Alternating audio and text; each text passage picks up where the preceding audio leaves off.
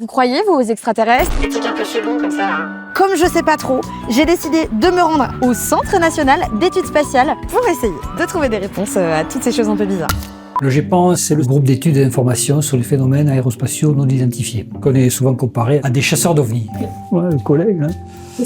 On reçoit plus de 1000 signalements par an. On va traiter en priorité les cas qui sont apparus étranges aux témoins. Bon, là, c'est une personne qui a vu un phénomène, une forme en V, de couleur noire, avec 5 spots incandescents blancs qui éclairaient en dessous, à la verticale. Donc à partir de là, on va déclencher le processus d'enquête standard. Et conclusion, observation probable d'un groupe d'oiseaux éclairés par le dessous. Voilà. Les gens ont envie d'y croire aussi, non? Les gens qui témoignent, ils ont vu quelque chose. Ils ne font pas ça pour le plaisir de témoigner. C'est souvent une méprise avec un phénomène connu, une situation aéronautique, plus ou moins influencée par leur culture cinématographique, littéraire. Il n'est pas question de les moquer. Je vais vous montrer quelque chose si vous voulez. Qu'est-ce que je vois là? Là, je vois 3 points. 95% des gens voient un triangle. J'ai pas compris. Ça fait partie des biais cognitifs, des illusions de perception. C'est naturel, c'est le cerveau qui pilote quelquefois les émotions. On sait que la plupart du temps, il n'y a rien entre les 3 points.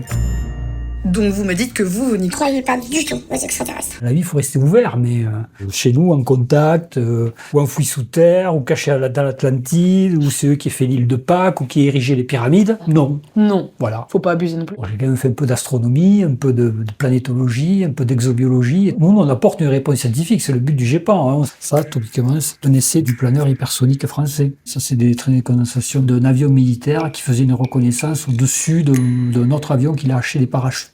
Par exemple, dans le ciel, ici. C'est quoi? C'est la vidange des réservoirs de l'étage supérieur de la fusée Falcon 9. Et ça, c'est quoi? Ça, c'est un casse-tête.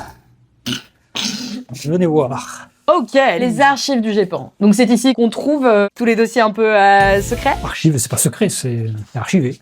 Ok. Par date, toujours du papier, peut-être même des cassettes audio. Vous voyez, voilà, 1937, le premier témoignage qui est recensé ici. Il y a 3300 cas publiés, sachant que tout ça c'est numérisé, disponible sur le site cnes-gepan.fr. Le GEPAN est un service basé sur la transparence.